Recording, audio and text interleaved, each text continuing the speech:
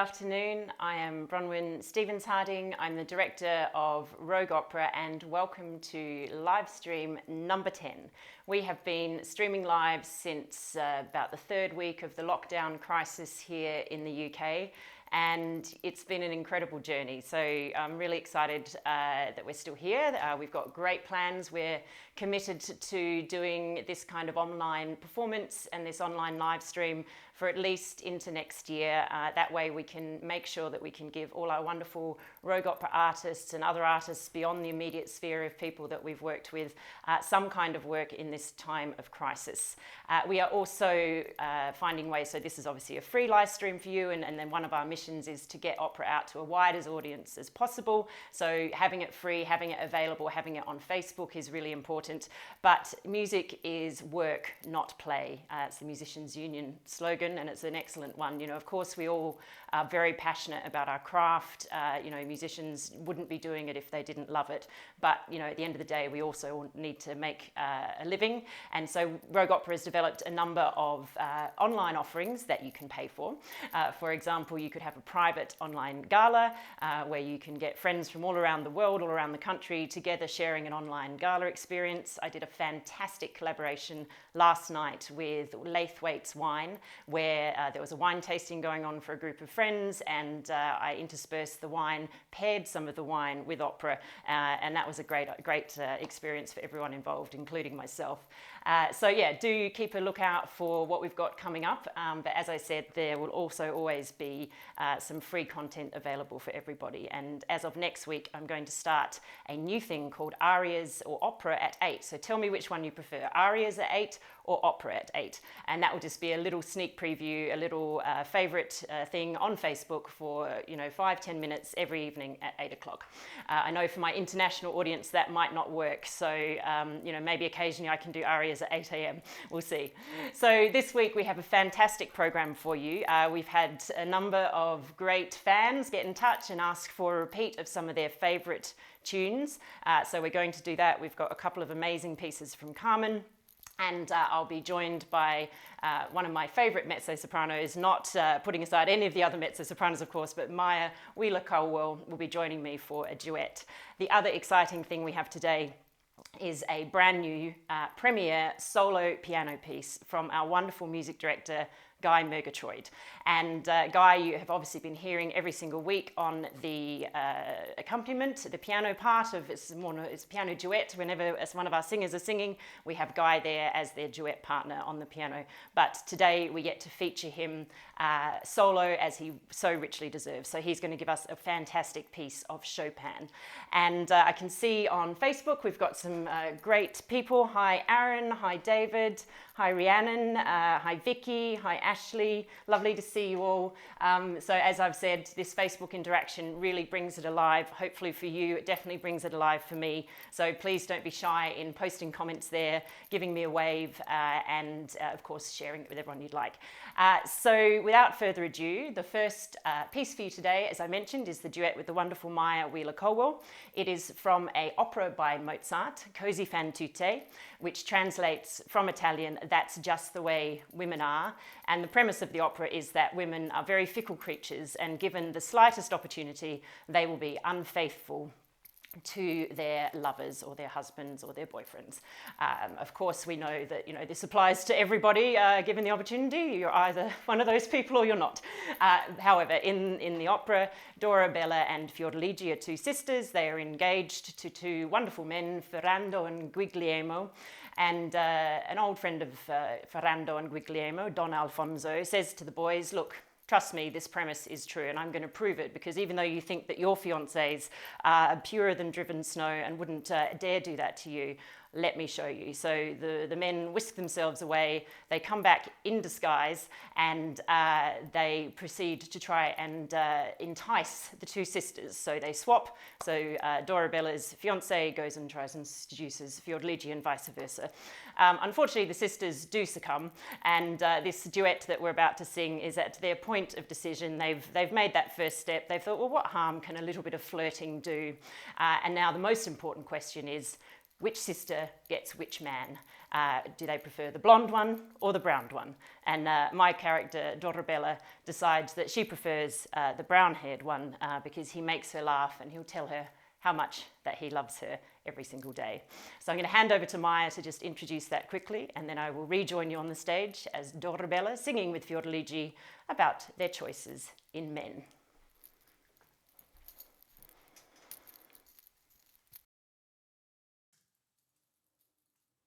Hi, I'm Maya, and I'm delighted to be bringing you a piece of music from my home to yours through Rogue Opera's live stream.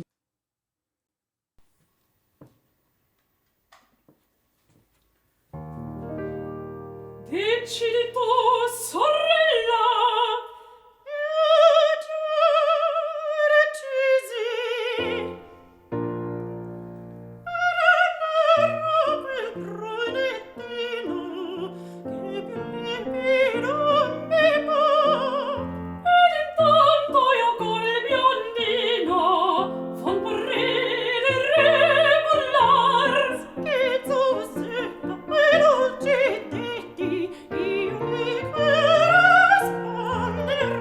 Sospirando e sospiretti io l'altro imiterò.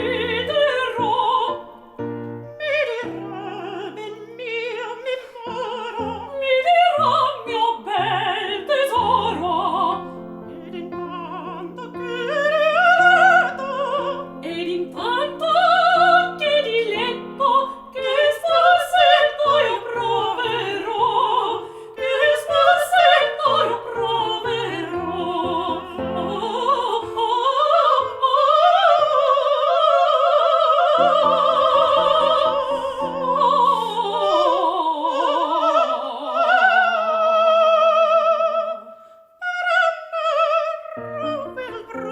Intanto io col biondino fan parrire volar dei dolci tetti, sospirando e sospiretti, io di quel spetterò, io di l'altro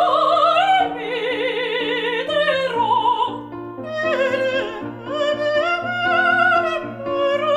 Era mio bel tesoro. Ed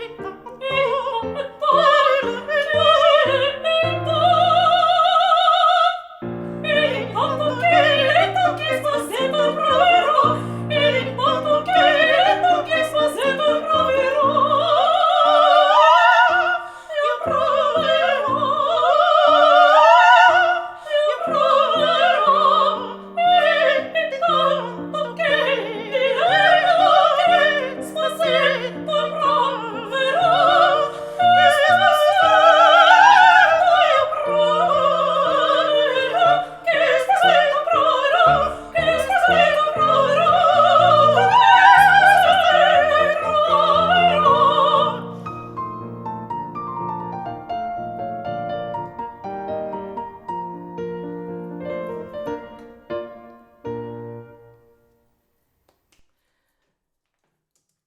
So thank you so much, Maya, for joining me in that wonderful duet.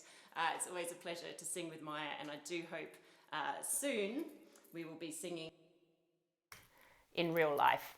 And as I said, that was an audience favourite request. So if you do have any requests, please do put them on the Facebook, send me an email, get in touch, because we would love that kind of interaction with you, our wonderful audience.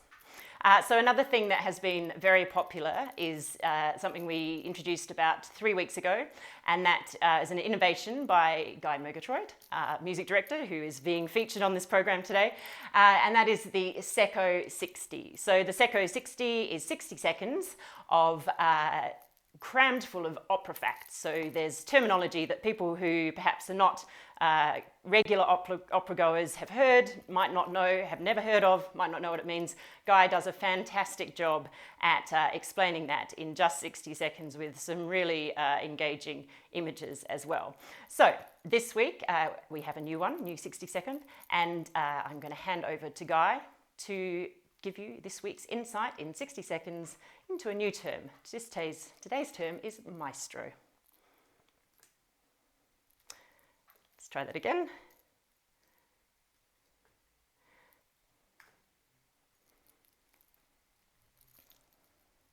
Hello and welcome to Seco 60, where each week I look at a different aspect of operatic terminology in just 60 seconds. This week I'm looking at the term maestro. Define maestro. It is an honorific title used when addressing or referring to a music teacher, conductor or soloist of eminent professional standing. It's also used in many other performing and visual arts in similar acknowledgement of respect and talent. Where did the term come from? Maestro is Italian for master and or teacher. Up until the mid-19th century, the maestro di cappella was the director of all musical activities at courts and churches. The cappella portion of the title means church, and maestro di cappella translates as master of the church style. This is because it was the use of music in church during the Renaissance that caused it to develop into such a refined form of art. As a result, to be considered a custodian of such a craft became a very high honour. The maestro di cappella's duties included composing, conducting, leading rehearsals, performing as a soloist, and all of the necessary admin and organisation required in between. The term today, in a small company such as Rogue Opera, the musical director occupies a very similar position to that as a maestro di cappella in terms of both the variety and also the number of responsibilities. However, most of the music we deal with now is definitely not in the church style. That's this week's Seco 60. See you next week. So thank you, Guy, to that fabulous Seco 60. If you have any questions for Guy, I know he's watching, so, say hello to him. Thank you, Justine. Thank you, Lissy. Lovely to see you, Crispin. Lovely to see you, Hannah. Eric, our fan from Portugal. Great to see you back here as well. And hi, Sam, and hi, Hilary. So as I said, this is a very exciting week because we are premiering a piano solo by Guy, and that is part of our plan for our ongoing live streams going on into the next year, is that not only will we be featuring amazing Rogue Opera singers, our artists, we'll be introducing some interviews with various people in the industry, and we'll also be featuring other musicians. So we couldn't be singers without our wonderful musicians to be there to support us and to partner with, and we're very excited that coming up in the next few months that we will be also including some wonderful musicians in our live stream lined up. So Guy this week is going to play for you, as I said, a wonderful piece by Chopin. It is called the Fantasy Impromptu. It is actually a very well-known piano piece, like some of the opera arias and songs and duets we featured on here. People who perhaps are not so familiar with classical music will absolutely have heard this music, because one of the wonderful things about classical music in Western culture is that it is so much part of our cultural conscious. It's such a great feature in films and ads and TV shows, and it has that emotive power to really draw people in and to transport you into a whole lot of different worlds. So I'm absolutely delighted to hand over to this video that Guy Murgatroyd recorded especially for us of Chopin's Fantasy Impromptu.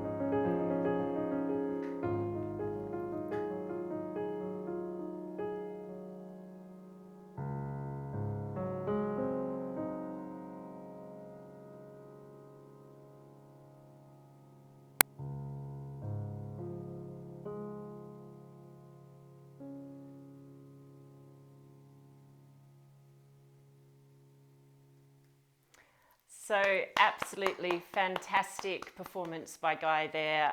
We've had some wonderful comments on the Facebook. Hello to Robin, to Claire, to Jordan for watching. Welcome Timmy, welcome Carrie-Anne, welcome Daria. And you know, we're just so lucky to have Guy as not only our music director but also our concert pianist. And when we do our Rogue Opera full productions in the real world, we take opera out of the big theatres, so to make it accessible, we don't have a full orchestra, which in itself is an incredible experience. If you ever get the opportunity to see an opera in a big theatre with a full orchestra, you absolutely should. But what we specialise in at Rogue Opera is bringing those productions out of the big theatres into lots of different spaces. We go to community theatres, we transform, you know, we've done outdoor events on stages, and we can do that because we have the support of Guy and his incredible playing, where he can bring to life all the colours of an orchestra and support the cast of 6 to 8 singers as they present these wonderful operas. So we can't wait to get back to the real world to do that. And our next production, whether it's the end of this year or early next year, is going to be La Cenerentola by Rossini, which is the story of Cinderella. So as I said, we have had a number of audience requests, and you know, one of the most popular songs, popular arias, gets such a great reaction anytime anyone hears it, is from our first production, Carmen. And I think it's because of the fact that the music from Carmen is so much in, as I said, that cultural consciousness. You know, I did a Google on the IMDb or whatever it's called, the film site. That just try and find out, you know, where has the habanera been used, and it's been used everywhere. Most recently in film, it was featured in Bohemian Rhapsody, where Queen, in the office of whichever record label they were trying to convince to sign them and to take a plunge on their concept album, and the Freddie Mercury plays, apparently, he does play in the movie, he plays the habanera from Carmen to convince the record label mogul that this is what people would want. And of course, that album from Queen is called A Night at the Opera. So that is my next song for you. I'm going to sing you the habanera. For those of you who don't know the context, you will certainly recognise the tune, but this comes at the beginning of the opera Carmen by French composer Georges Bizet. And Carmen is a gypsy. She's a very fiery, independent character. She lives very much outside the law. She certainly doesn't live the way a normal woman of that time in sort of 1850s, 1870s Spain would live. And, you know, that gives her a lot of freedom and a lot of power and a lot of self-confidence. And what she believes very firmly is that, you know, this sort of pining away for true love really isn't for her. She likes to enjoy the fine things in life, including men, and she's certainly not going to limit herself to just one.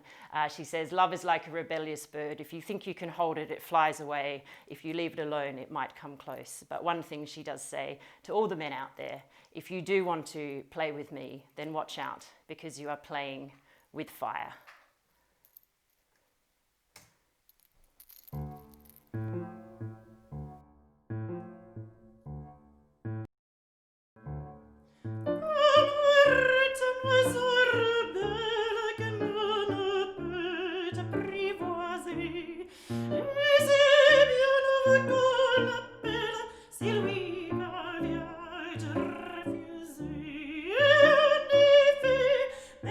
Prière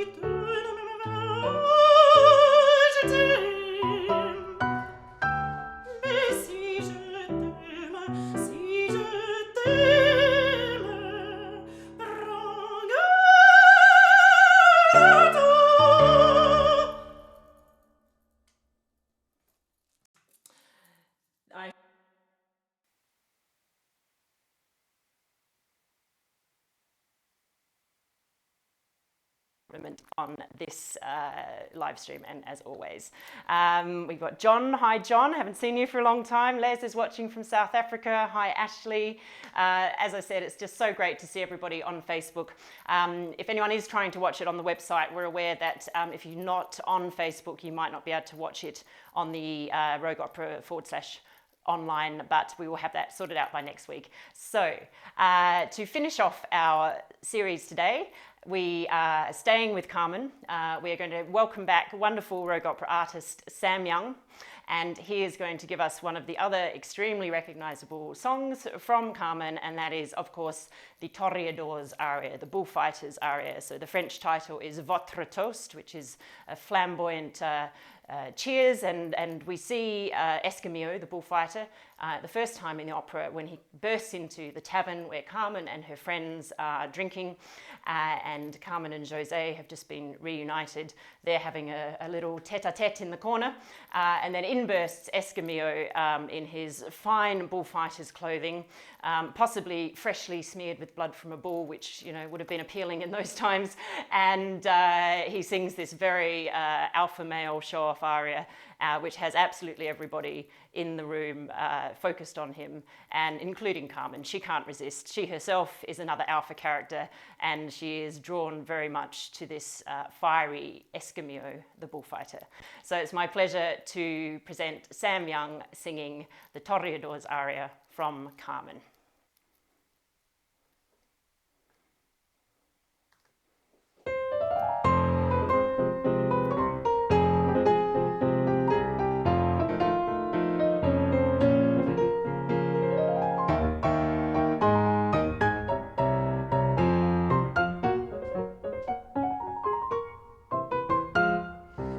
Votre toast, je peux vous le rendre, Seigneur, Seigneur, car avec les soldats, oui, les toreros peuvent s'entendre. Pour plaisir, ils ont les combats. Le cirque est plat, ces jours de fête, le cirque est plat du combat. Les spectateurs perdent la tête, les spectateurs s'interpellent à gonfle corps. Apostrophe, cris et tapage, poussés jusqu'à la fureur, car c'est la fête du courage, c'est la fête des gens de cœur. Allons, regarde, allons, allons.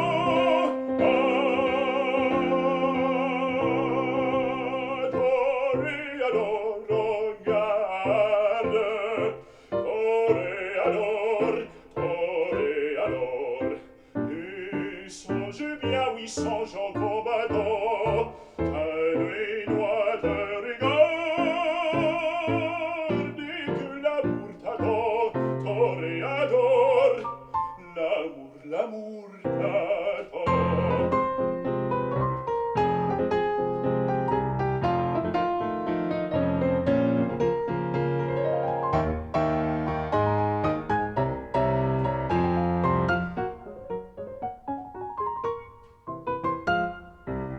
Tout à coup, on fait silence, on fait silence. À que se passe-t-il? Plus de cris s'élassant, plus de cris s'élassant. Le taureau s'élance au bondissant dans du toril. Il s'élance, il honte, il frappe, à cheval roule, entraînant à Pigador. Al bravo taureau, hurle la foule, le taureau va, il vient, et frappe encore, en secouant ses bonneries. Claque fureur, il court, de cire et plein de sang, au son sang, on franchit les grilles. C'est ton tour maintenant, allons, au garde, allons, allons,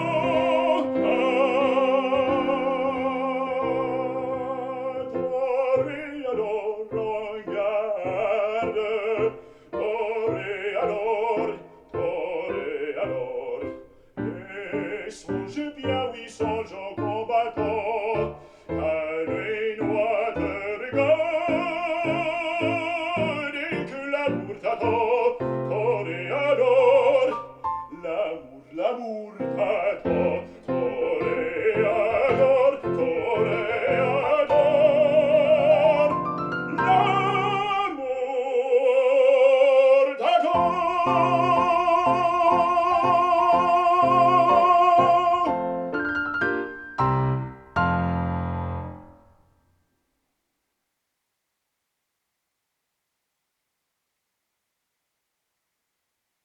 There.